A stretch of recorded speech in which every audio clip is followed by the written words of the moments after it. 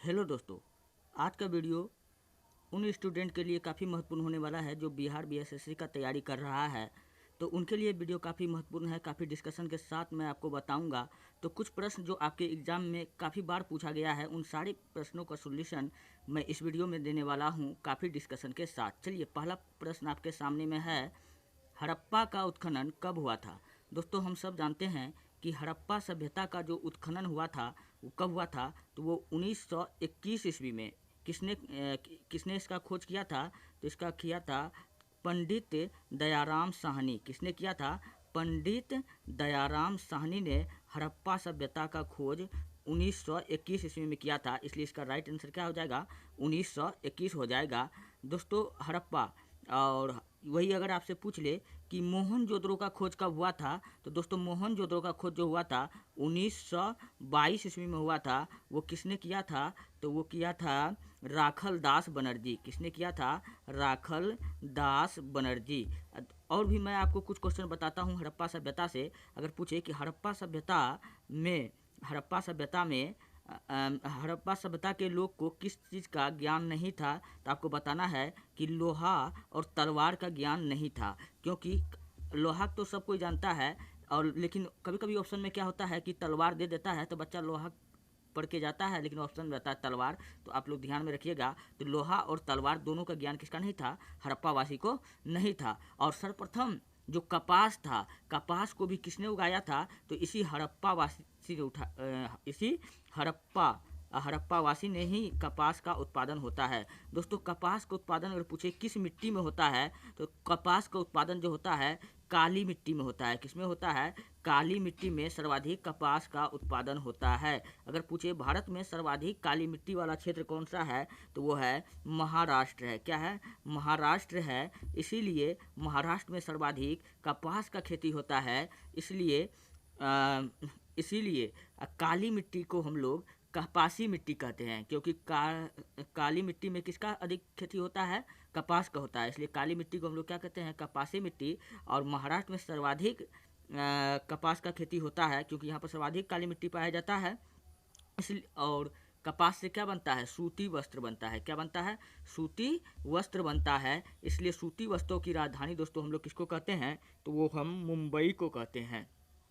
चलिए, पहला क्वेश्चन काफ़ी डिस्कशन के साथ मैंने आपको बताया।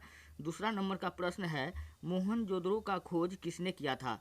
दोस्तों, अभी भी मैंने आपको बताया था कि 1922 ईस्वी में मोहनजोदड़ो का जो खोज किया था वो किया था राखल दास बनर्जी ने किया था। 1922 ईस्वी में किसने किया था, तो राखल दास बनर्जी ने किया था। आप ये बात याद रख लीजिएगा।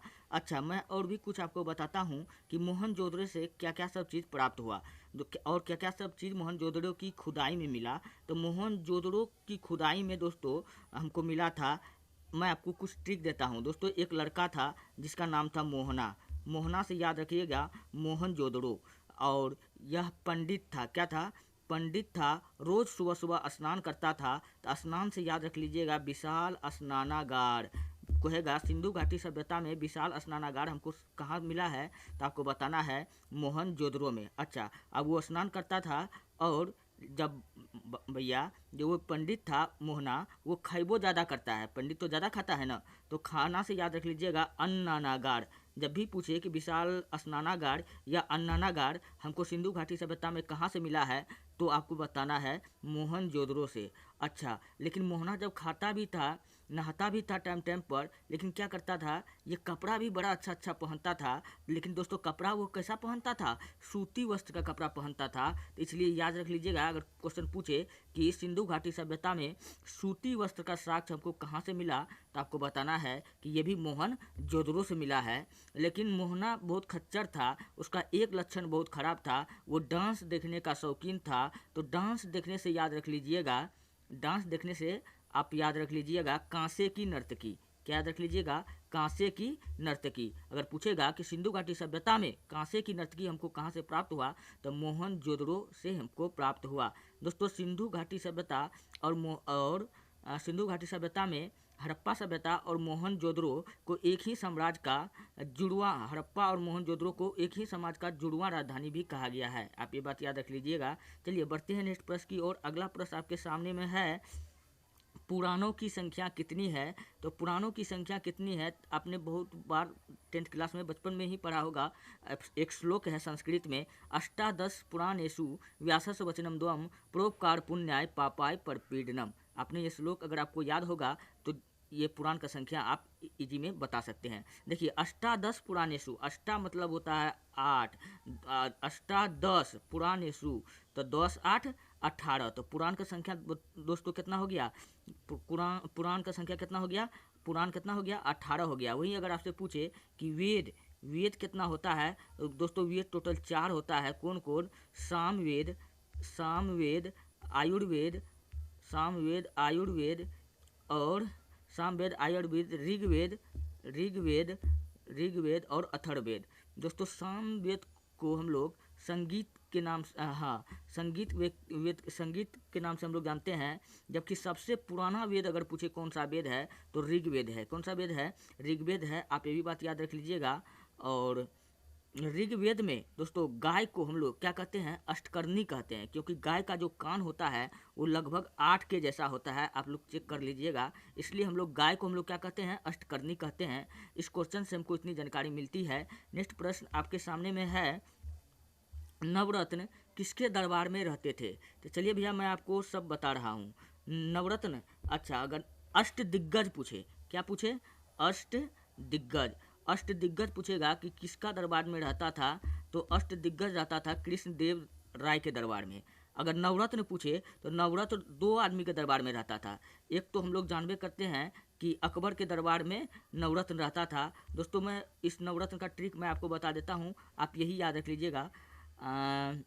क्या याद रख लीजिएगा? टोडर मल बिरबल, मान सिंह भगवान, अबुल फजल फैजी, तान नवाब सब जान। आप इतना अगर याद रख लेते हैं, लास्ट में एक तो याद रख लीजिएगा मुल्ला दो प्याजो, और इसका टोटल नवरत्न का नाम इसी में है।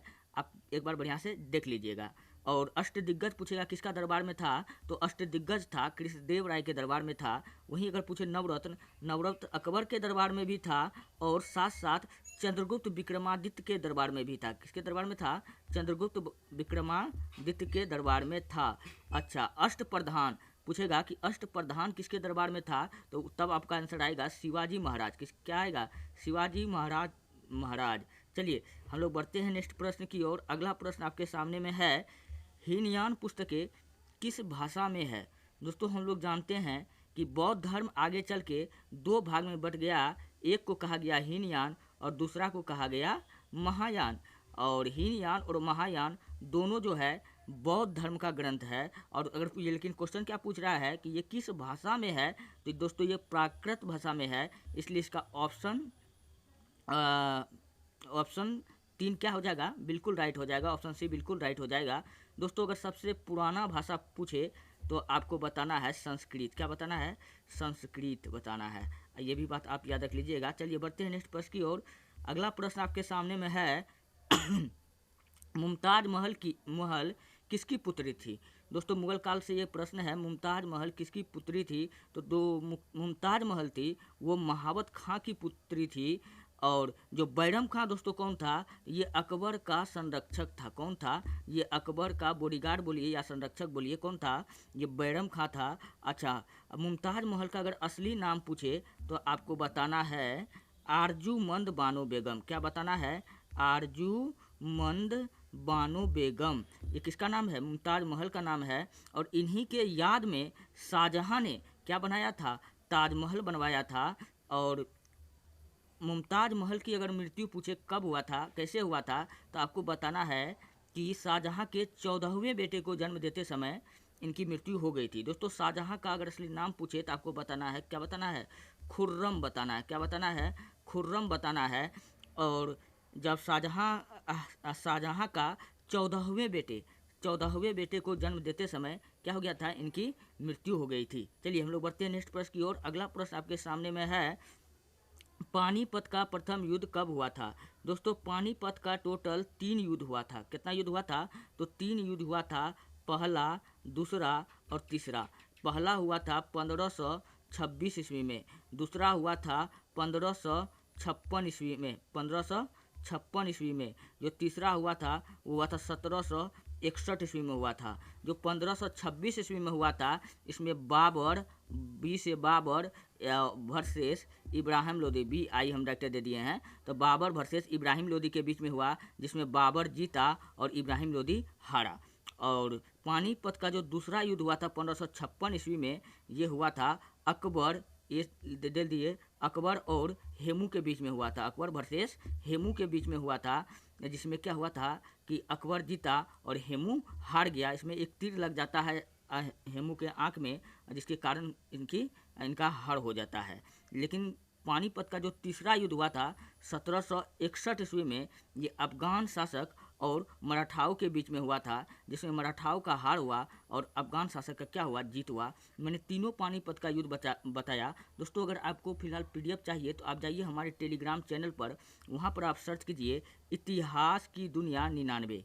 क्या सर्च करना है? इतिहास की दुनिया 99, और यहाँ से जाकर के आप PDF को प्राप्त कर सकते हैं। चलिए, अगला प्रश्न आपके सामने में है, बादशाहनामा किसने लिखा है? दोस्तों, बादशाहनामा जो लिखा है, यहाँ आंसर गलत टिक किया हुआ है। वो लिखा है कौन?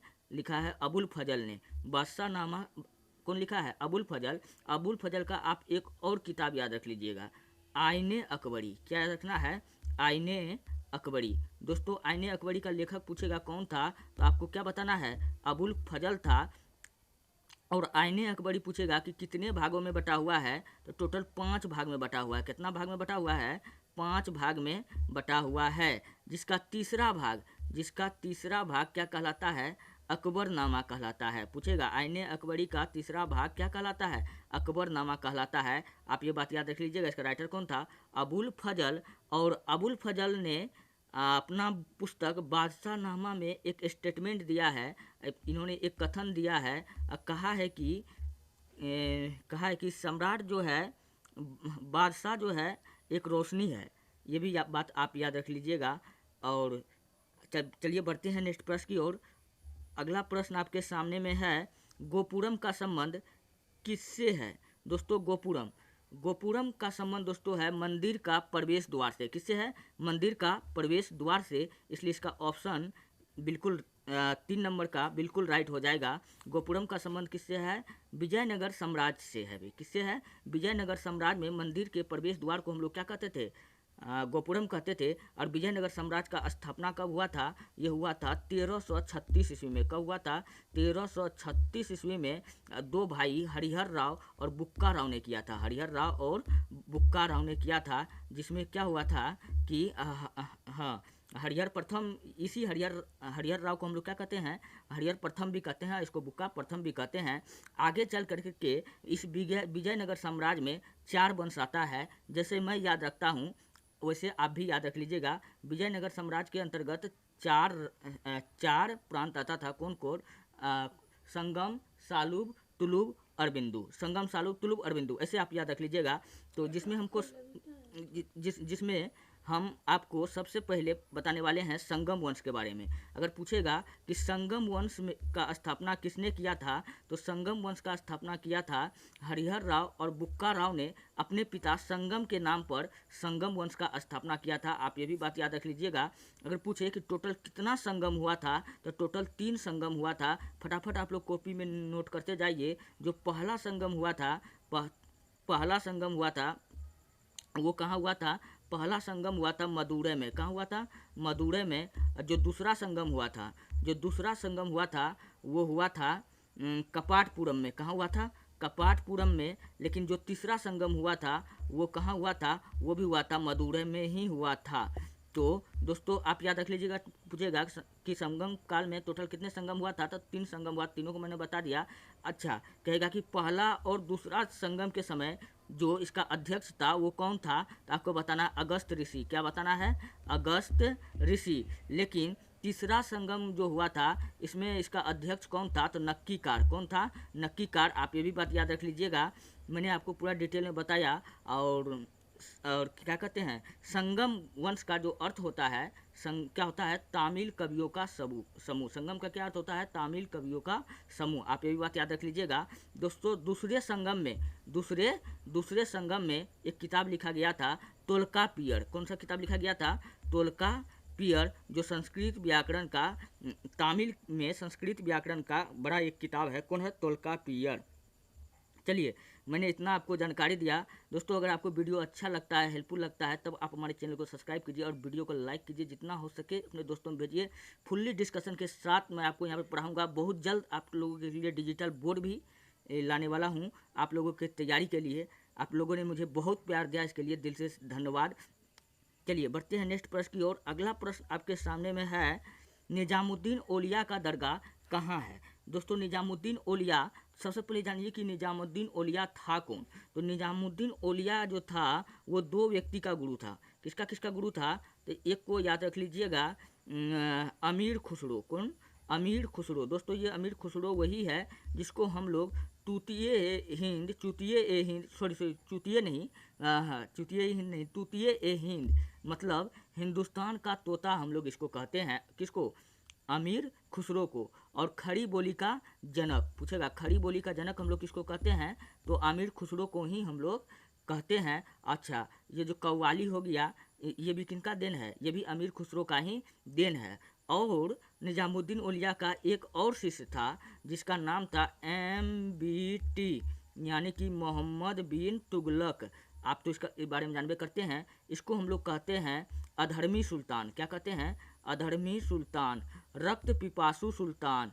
क्या कहते हैं, रक्त पिपासु सुल्तान, विद्वान मूर्ख। क्या कहते हैं, विद्वान मूर्ख।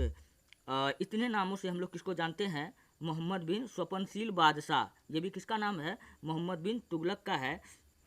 और निजामुद्दीन औलिया जो था भैया, ये अमीर खुसरो का भी गुरु था और मोहम्मद बिन तुगलक का भी गुरु था। आप ये भी बात याद रख लीजिएगा। और मोहम्मद बिन तुगलक का जो पिता था उसका नाम था GST। क्या नाम था, GST, यानी कि गयासुद्दीन तुगलक। इन्होंने क्या किया था, तुगलक वंश का स्थापना किया। और तुगलक वंश दिल्ली सल्तनत में चलने वाला सबसे लंबा वंश है, लगभग 94 वर्ष तक शासन किया। लेकिन जब एक बार GST यानी गयासुद्दीन तुगलक, मोहम्मद बिन तुगलक के पिता, जब दक्षिण भारत अभियान में जब जा रहे थे तो उसका विवाद चलता था किससे, निजामुद्दीन औलिया से। निजामुद्दीन औलिया को पसंद गयासुद्दीन तुगलक नहीं करता था, तो इनसे विवाद चलता है।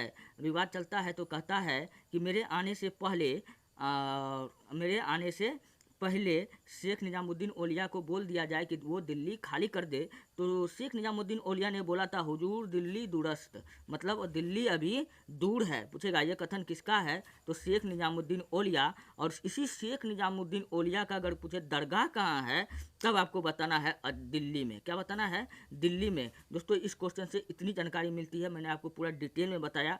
चलिए बढ़ते हैं नेक्स्ट प्रश्न की ओर। अगला प्रश्न आपके सामने में है, बीजक में किसका उपदेश संग्रहित है। तो बीजक में कबीर का उपदेश संग्रहित है। किसका है, कबीर का उपदेश संग्रहित है। इसलिए इसका राइट आंसर क्या हो जाएगा, ऊपर वाला ही हो जाएगा। यहाँ पे रामानंद दिया है, ये बिल्कुल गलत दिया गया है, क्योंकि कबीर का गुरु कौन था, कबीर का जो ये गुरु था वो था रामानंद था। कौन था, रामानंद था। और भी इनका गुरु था, रामानंद का और भी गुरु था, रैदास हो गया। पूछेगा रैदास भी किसका गुरु था, ये भी रामानंद का ही गुरु था। आप ये बात याद रख लीजिएगा। चलिए मैंने आपको सब कुछ बताया और आगे बढ़ते हैं नेक्स्ट प्रश्न की ओर। अगला प्रश्न आपके सामने में है, अल बेरूनी किसके साथ भारत आया था।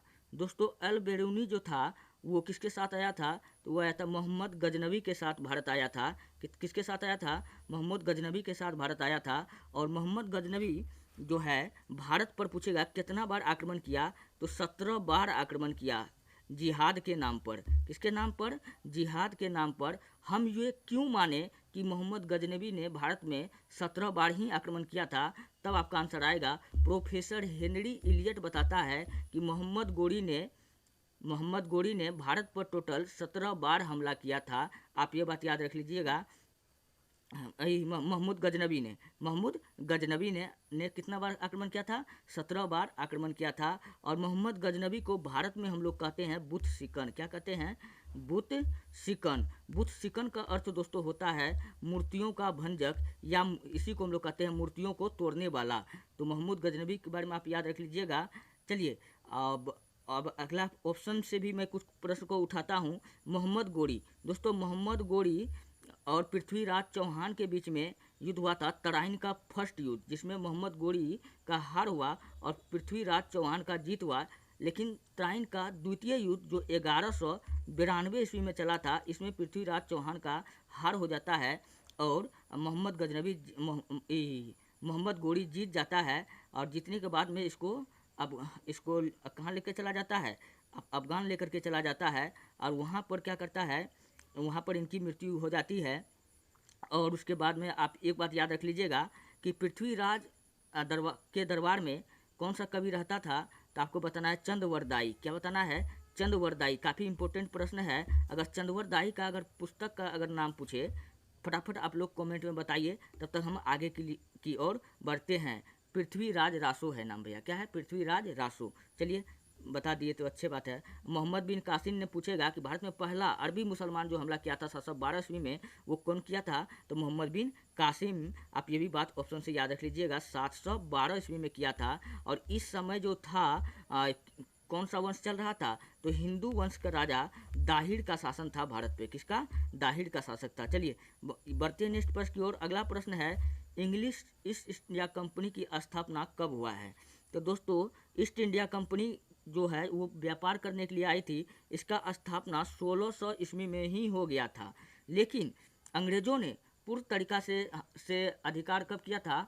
वो किया था बक्सर के युद्ध जीतने के बाद में। पूरा तरीका से ईस्ट इंडिया कंपनी हावी हो जाता है और अंग्रेजों का वर्चस्व बढ़ जाता है। और जब से औरंगजेब का मृत्यु होता है। किसका? औरंगजेब का मृत्यु। औरंगजेब का मृत्यु कब होता है? औरंगजेब का मृत्यु होता है 1707 ईस्वी में।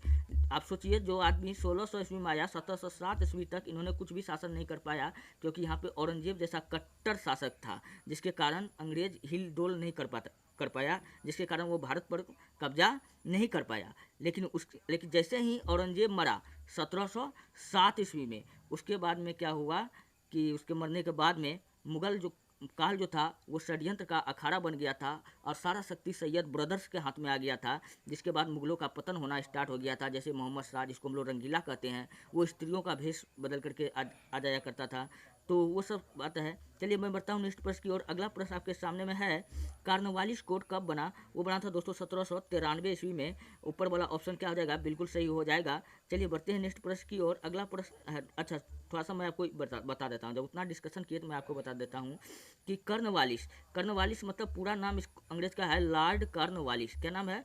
Lord Cornwallis. अगर पूछेगा कि लॉर्ड कॉर्नवालिस का मकबरा कहाँ है, तो आपको बताना है गाजीपुर में। कहाँ है? भारत में ही है। कहाँ है? गाजीपुर में। दोस्तों गाजीपुर को हम लोग कहते हैं काशी की बहन। क्या कहते हैं? काशी की बहन। आप इतना याद रख लीजिएगा। चलिए हम लोग बढ़ते हैं नेक्स्ट प्रश्न की ओर। अगला प्रश्न आपके सामने में है, बिहार में 1857 के विद्रोह का नेता कौन था? तो बिहार में 1857 के विद्रोह के समय जो नेता था वो कौन था? बिहार का पूछ रहा है, तो आपको बताना है बाबू वीर कुंवर सिंह। कौन है? बाबू वीर कुंवर सिंह। अगर पूछता कि पटना से कौन कर रहा था, पटना भी तो बिहार में है, तो आपको बताना है पीर अली। क्या बताना है? पीर अली। पीर अली वो कौन था? वो एक पुस्तक विक्रेता था। आप ये बात याद रख लीजिएगा। रानी लक्ष्मीबाई कहाँ से कर रही थी? तो वो झांसी से कर रही थी। कहाँ से कर रही थी? झांसी से कर रही थी। अगर रानी लक्ष्मीबाई का अगर बचपन का नाम पूछे कि इसका टोटल नाम पूछे, तो आपको बताना मणिकर्णिका, मनु मणिकर्णिका और छबीली बाई। क्या बताना है? छबीली बाई। और छबीली बाई रानी लक्ष्मीबाई को उसका दादाजी उसे प्यार से छबीली बाई कहा करता था। अगर वहीं आपसे पूछे कि लखनऊ से 1857 के विद्रोह का शुरुआत कौन कर रहा था? दोस्तों लखनऊ से कर रहा था, लखनऊ से कर रही थी बेगम हजरत महल। कौन कर रही थी? बेगम हजरत महल। और बेगम हजरत महल को हम लोग कहते हैं महक पड़ी। उसी प्रकार पूछेगा कि कानपुर से कौन कर रहा था? दोस्तों काना नाना। तो आप याद रख लीजिएगा, कानपुर से कौन कर रहा था? तो नाना साहब कर रहा था। नाना साहब का अगर वास्तविक नाम पूछे तो आपको बताना धोधू पंत। क्या बताना है? धोधू पंत। तो दोस्तों इस क्वेश्चन से इतनी जानकारी मिलती थी, आप ये बात याद रख लीजिएगा। चलिए बढ़ते हैं नेक्स्ट प्रश्न की ओर। अगला प्रश्न आपके सामने में है 18 नंबर का, अवध में 1857 के क्रांति का नेतृत्व किसने किया? देखिए अवध जो है वही इलाहाबाद वाला ही क्षेत्र है, इलाहाबाद यानी लखनऊ वाला ही क्षेत्र है। तो यहाँ से इसका राइट आंसर क्या हो जाएगा? बेगम हजरत महल ही हो जाएगा, जिसको हम लोग महक पड़ी के नाम से जानते हैं। तो इसका राइट आंसर यही हो जाएगा। ये तो मैं तो डिस्कशन में भी जस्ट बताया। अगले प्रश्न की ओर हम लोग बढ़ते हैं। इंडिया गेट का निर्माण कब हुआ? तो इंडिया गेट का जो निर्माण हुआ था वो कब हुआ था? 1931 ईस्वी में हुआ था। कब हुआ था? 1931 ईस्वी में हुआ था। इंडिया गेट कहाँ है? तो आपको बताना, ये दिल्ली में है। कहाँ पे है? दिल्ली में है। आप ये बात भी याद रख लीजिएगा। चलिए बढ़ते हैं नेक्स्ट प्रश्न की ओर। अगला प्रश्न आपके सामने में है, कलकत्ता में सर्वोच्च न्यायालय का स्थापना कब किया गया था? तो हम लोग जानते हैं कि 1773 का रेगुलेटिंग एक्ट के तहत कहा गया था कि भारत में एक सुप्रीम कोर्ट खोला जाएगा। क्या खोला जाएगा? भारत में एक सुप्रीम कोर्ट खोला जाएगा, और जिसके तहत खोला भी गया था।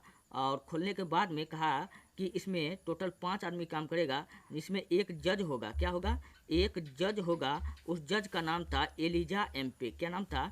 एलिजा एम्पे। और इस जज का सहायता करने के लिए 3 और व्यक्ति होगा, जिसको हम लोग ट्रिक से याद रखते हैं, LHC। एल से होता है लेमिस्टर। क्या होता है? लेमिस्टर। एच से एच से होता है हाइड। क्या होता है? हाइड। सी से होता है चैम्बर। तो एलिजा एम्पे की सहायता करने के लिए 3 और जज का अपॉइंट किया गया था। कब किया गया था? 1773 के रेगुलेटिंग एक्ट में कलकत्ता में सर्वप्रथम न्यायालय का स्थापना कब हुआ था? तो 1773 ईस्वी में। आप याद रख लीजिएगा। और किस एक्ट के तहत? 1773 के रेगुलेटिंग एक्ट के तहत। पहला जज पूछेगा इसका कौन था? तो एलिजा एम्पे। इसका सहायता के लिए 3 और जज था, LHC, मैंने आपको बताया। आप ये भी बात याद रख लीजिएगा। अगर पूछेगा कि सर्वोच्च न्यायालय का प्रथम भारतीय जज कौन था, तब आपको बताना है हीरालाल जे कार्निया। क्या बताना है? हीरालाल जे कार्निया। चलिए बढ़ते हैं नेक्स्ट प्रश्न की ओर। अगला प्रश्न आपके सामने में है, भारत में रेलवे की शुरुआत कब हुआ? दोस्तों हम सब जानते हैं कि जो भारत में जो रेल चलाया गया था पहली बार चलाया गया था 1853 ईस्वी में। तो 1853 तो हमको यहाँ ऑप्शन दिख नहीं रहा है, लेकिन इसका आसपास का ऑप्शन जो है 1854, ये बिल्कुल राइट हो जाएगा। तो 1854 यहाँ पर मान करके आप चलिए, लेकिन एक्यूरेट डाटा क्या है? 1853। यहाँ ऑप्शन 1853 नहीं दिख रहा है, तो यही आंसर सही हो जाएगा। तो भारत में पहली बार जो रेल चलाया गया था, उस ट्रेन का नाम था ब्लैक ब्यूटी, या इसी को बोलिए हम लोग फेरी क्वीन। क्या बोलते हैं? फेरी क्वीन। और फेरी क्वीन। अच्छा, पूछेगा कि इस ट्रेन में टोटल कितना इंजन था, तो आपको बताना है कि फेरी क्वीन में टोटल 3 इंजन था। कौन था? 3 इंजन था। तीनों का नाम क्या था, तो आपको बताना है। एक का नाम था सिंध, दूसरा का नाम था सिंध साहिवा और सुल्तान। तो आप ये भी बात याद रख लीजिएगा। और 1854 में दोस्तों पहली बार मुंबई में सूती वस्त्र का मिल खोला गया था। आप ये भी बात याद रख लीजिएगा। और चूंकि सूती वस्त्र किससे बनता है? कपास से बनता है। और कपास का सर्वाधिक उत्पादन कहाँ होता है? महाराष्ट्र यानी मुंबई में होता है, और वहाँ काली मिट्टी में होता है, इसलिए काली मिट्टी को हम लोग कपासी मिट्टी कहते हैं। तो पहला सूती वस्त्र कहाँ लग गया था? हमारा मुंबई में ही लग गया था। कब लगा था? 1854 ईस्वी में लग गया था। आप ये बात याद रख लीजिएगा। चलिए हम लोग बढ़ते हैं नेक्स्ट प्रश्न की ओर। अगला प्रश्न आपके सामने में है, नमक कानून किसने तोड़ा था? तो हम सब जानते हैं कि महात्मा गांधी ने चलाया था असहयोग आंदोलन। कौन सा आंदोलन चलाया था? असहयोग आंदोलन। इस आंदोलन के तहत गांधी जी ने अंग्रेजों पर 11 मांग रखा। कितना? 11 मांग रखा, और कहा कि अगर हमारा मांग पूरा नहीं किया जाएगा तो हम लोग भारत में असहयोग आंदोलन चलाएंगे। जिसके बाद में तुरंत गोलमेज सम्मेलन होता है, पहला गोलमेज सम्मेलन, जिसमें महात्मा गांधी भाग नहीं लेता है, टोटल 89 लोग भाग लेता है। तो उन सबसे बात करने के बाद जब अंग्रेज सरकार सेटिस्फाइड नहीं हो सका, तो दूसरे गोलमेज सम्मेलन में महात्मा गांधी को बुलाया गया। यहाँ से भी आपसे क्वेश्चन पूछेगा कि महात्मा गांधी ने किस गोलमेज सम्मेलन में भाग लिया था, तो आप बताइएगा दूसरा गोलमेज सम्मेलन में भाग लिया था। तो और उसके बाद में रास्ते में ही क्या, वहाँ का जो राजा था उस समय गोलमेज सम्मेलन का, राजा का नाम था जॉर्ज पंचम, और जो वहाँ का प्रधानमंत्री था कौन था उस समय? Winston Churchill. इन्होंने कहा कि जाइए गांधी जी को पकड़ करके लाइए। गांधी जी यहाँ पर चला रहा था असहयोग आंदोलन, और गांधी जी ने 11 मांग रखा था, और इन्हीं में से एक आंदोलन था, कौन था? नमक सत्याग्रह, नमक पर से टैक्स हटाना। तो इनका शुरुआत दोस्तों किसने किया था? तो गुजरात से साबरमती तक चलकर गांधी जी ने अपने 78 अनुयायी के साथ पैदल यात्रा तय करके समुद्र के पानी से नमक बनाकर अंग्रेजी कानून का उल्लंघन किया था। तो इसलिए इसका राइट आंसर क्या हो जाएगा? ऑप्शन ए वाला 1 नंबर का बिल्कुल राइट हो जाएगा। चलिए बढ़ते हैं नेक्स्ट प्रश्न की ओर। अगला प्रश्न आपके सामने में है, दिल्ली चलो का नारा किसने दिया? देखिए दोस्तों, दिल्ली चलो का नारा बोले, या तुम मुझे खून दो मैं तुझे आज़ादी दूंगा, तुम मुझे खून दो मैं तुम्हें आज़ादी दूंगा, या या आ, हाँ, ये दो को याद रख लीजिएगा कि ये दोनों नारा किसका है। ये दोनों नारा जो है भैया सुभाष चंद्र बोस का है। और सुभाष चंद्र बोस ने क्या बनाया था, तो आपको याद रखना है, आज़ाद हिंद फौज, आज़ाद हिंद फौज का बागडोर संभाला था कौन, सुभाष चंद्र बोस ने संभाला था। और सुभाष चंद्र बोस को नेताजी पूछेगा किसने कहा, तो सुभाष चंद्र बोस को नेताजी कहने वाला कोई और व्यक्ति नहीं था, वो था एडोल्फ हिटलर। कौन था, एडोल्फ हिटलर। अगर हिटलर का अगर आत्मकथा का नाम पूछे तो आपको बताना मैन कैंप। क्या बताना है, मैन कैंप। इस क्वेश्चन से इतना जानकारी मिलता है, कम से कम आप इतना याद रखिए। धीरे धीरे मैं आपका हिस्ट्री काफ़ी मजबूत कर दूंगा और बहुत जल्दी स्मार्ट बोर्ड लगने वाला है। आप लोग साथ दीजिए, क्योंकि हर एक छोटा चैनल आप लोग का सहयोग से ही बड़ा बनता है। आप लोगों ने जितना प्यार दिया उसके लिए काफ़ी बहुत बहुत धन्यवाद। चलिए बढ़ते हैं नेक्स्ट प्रश्न की ओर। अगला प्रश्न आपके सामने में है, जालियांवाला बाग हत्याकांड कब हुआ। हम सब जानते हैं कि जालियांवाला हत्याकांड जो हुआ था वो 13 अप्रैल 1919 को हुआ था। तो ऊपरी नंबर का आंसर हमको क्या दिख रहा है, बिल्कुल सही दिख रहा है। अगर वही क्वेश्चन अगर आपसे कुछ और पूछे कि जालियांवाला हत्याकांड में गोली किसने चलाया था, तो जनरल डायर ने चलाया था। किसने चलाया था, जनरल डायर ने चलाया था। और इसी के अंदर काम करता था, डायर ब्रदर के अंदर M.O. डायर। तो जनरल डायर ने गोली चलाने का आदेश M.O. डायर को दिया और यहाँ पर गोली चलाया गया। और काफ़ी कोई कहता है कि 1000 आदमी मारा गया, 3000 घायल हुआ, और कोई कहता है 379 आदमी मारा गया 1000 आदमी घायल हुआ। तो इसके लिए दो कमेटी बनाया गया था, एक हंटर कमेटी, याद रख लीजिएगा। हंटर कमेटी का संबंध पूछेगा किससे है, तो जालियांवाला बाग से है। और एक कमेटी बनाया गया था तहकीकात कमेटी। क्या बनाया गया था, तहकीकात कमेटी। दोनों कमेटी जो है इस जालियांवाला हत्याकांड में कितने लोग मरा है इनकी जांच के लिए बनाया गया था। आप ये बात याद रख लीजिएगा। लेकिन क्या हुआ था, जब जलियांवाला बाग कहाँ है, पंजाब के अमृतसर में है। कहाँ है, पंजाब के अमृतसर में है। और यहीं पर दोस्तों क्या है, स्वर्ण मंदिर। आप ये भी बात याद रख लीजिएगा। तो जब जलियांवाला हत्याकांड जब हो गया था तो इनसे एक भारत का एक बच्चा था, मात्र 13-14 साल का बच्चा था, उद्धम सिंह। कौन था, उद्धम सिंह। इन्होंने इस घटना के बारे में सुना और देखा और जाना, तो उसको इस बात का काफ़ी दुख हुआ। वो चले गया इंग्लैंड। इंग्लैंड में जा कर के वहाँ काफ़ी मेहनत किया, मशक्क़त किया, नौकरी किया, यहाँ तक कि वेटर तक का काम किया। उतना कमाने के बाद में इन्होंने एक पिस्तौल खरीदा। और पिस्तौल खरीदने के बाद अंग्रेज का घर में घुसकर M.O. डायर का हत्या करता है। तो अंग्रेज को घर में घुसकर मारने वाला कौन था, उद्धम सिंह। कौन था, उद्धम सिंह था। और कहाँ पे हत्या किया था, लंदन के कैक्सटन हॉल में उनको समारोह, वहाँ पर इनको अवार्ड मिल रहा था कि आपने अच्छा काम किया। तो वहीं पर जाकर के ये गोली मारता है उद्धम सिंह, किसको, M.O. डायर को। तो आप ये बात याद रख लीजिएगा। ऐसे वीर लोग के बारे में एक लाइक तो ज़रूर बनता है दोस्तों। उद्धम सिंह काफ़ी बड़ा, काफ़ी अच्छे क्रांतिकारी थे। चलिए बढ़ते हैं नेक्स्ट प्रश्न की ओर। अगला प्रश्न आपके सामने में है, मुस्लिम लीग की स्थापना कब हुआ था। दोस्तों मुस्लिम लीग का जो स्थापना हुआ था वो हुआ था 1906 ईस्वी में हुआ था। दो आदमी ने किया था। एक का नाम याद रख लीजिएगा, आगा खां। क्या याद रख लीजिएगा, आगा खां। दूसरा का नाम आप याद रख लीजिएगा, सलीमुल्लाह खां। दोनों ने मिलकर किसका स्थापना किया था, मुस्लिम लीग का स्थापना किया था।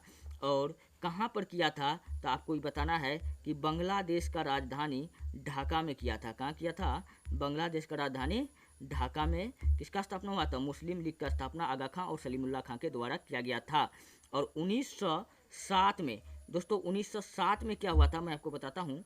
1907 में Tata iron and steel company का स्थापना किया गया था। आप ये भी बात याद रख लीजिएगा। चलिए बढ़ते हैं नेक्स्ट प्रश्न की ओर। अगला प्रश्न आपके सामने में है दोस्तों, ये रहा टोटल आज का प्रश्न, टोटल 25 प्रश्न। अगर आपको वीडियो अच्छा लगता है, हेल्पफुल लगता है, तब आप हमारे चैनल को सब्सक्राइब कीजिए और वीडियो को लाइक कीजिए और जितना हो सके अपने दोस्तों में भेजिए। मैं हर रोज़ आपके लिए वीडियो बनाता हूँ। काफ़ी सारा वीडियो लाते रहता हूँ। बिहार दरोगा हो गया, बिहार पुलिस हो गया, और BPSC का भी एग्ज़ाम होने वाला है, उसका भी मैं कंप्लीट सोल्यूशन करवाऊँगा। तो GK GS में मैं सारा चीज़ करवाऊँगा। और कुछ दिन के बाद से इस चैनल पर रीजनिंग का भी करवाया जाएगा, रीजनिंग का भी सॉल्यूशन करवाया जाएगा। आप लोग बिल्कुल टेंशन मत ले, बहुत जल्द डिजिटल बोर्ड लगने वाला है। आप लोग भरपूर साथ दीजिए। इसके लिए धन्यवाद। पीडीएफ चाहिए तो आप चले जाइए, अगर ये वाला पीडीएफ चाहिए तो आप चले जाइए कहाँ, आप मेरे टेलीग्राम चैनल पर, वहाँ पर लिख करके आप सर्च कीजिए इतिहास की दुनिया 99 और वहाँ से जाकर के आप पीडीएफ को प्राप्त कर सकते हैं। चलिए मिलते हैं नेक्स्ट वीडियो में, धन्यवाद।